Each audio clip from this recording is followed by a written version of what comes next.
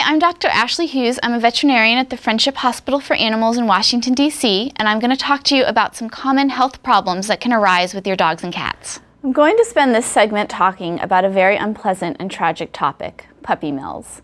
I'm sure many of you have heard the general term puppy mill, but few know the true horrors that these dogs endure. A puppy mill is defined as a commercial breeding facility that generally produces multiple litters from different breeds of dogs.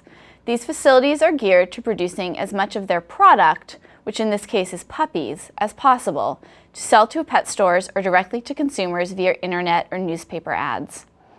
In puppy mills, the dogs are housed in cages, often stacked one on top of another to maximize space. The enclosures are as small as possible, usually forcing these dogs to sit in their own excrement. Generally made of wire mesh, there are no beds or towels to provide any comfort for these dogs. If this isn't disturbing enough, the animals are rarely allowed out of their cages and forced to spend their entire lives cramped in a tiny, filthy space. The lives of these poor animals is made worse by the fact that they are bred continuously from their first heat until they are no longer fertile. Once they cannot produce any more puppies, they are disposed of. The lucky ones are shot or bludgeoned, while others are simply let free to eventually die on their own. In order to maximize profit, the breeding stock are usually not given any humane attention, let alone veterinary care.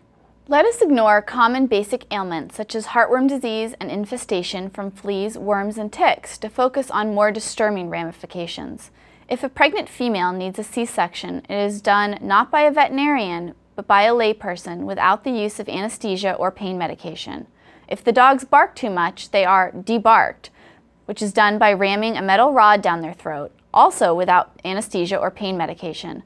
This effectively ruptures their vocal cords, but it can lead to severe scarring, which will affect their ability to breathe.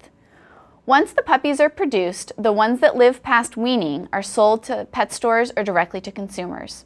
As you can imagine, these are not healthy animals, and I routinely admit 8-week-old puppies that have just come home from the puppy store into the hospital for treatment of pneumonia or an overwhelming parasitic infection. In addition, no thought is given to the genetic health of the parents, which results in offspring that are riddled with genetic defects such as hip dysplasia and brachycephalic syndrome. So what can you do to help these poor abused dogs?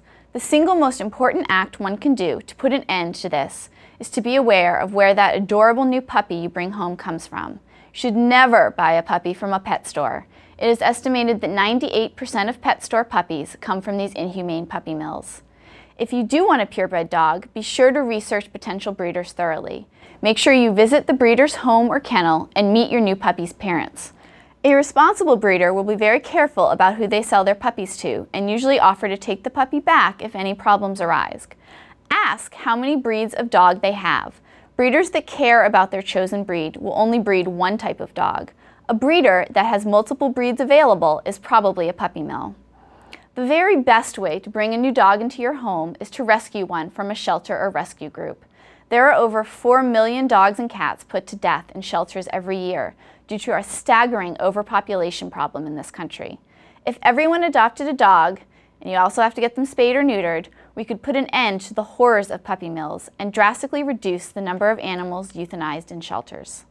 Thank you for listening, and all of the information that we talked about can be found at www.friendshiptales.com. If you'd like to send me an email, you can at ahughes@friendshiphospital.com. Thank you.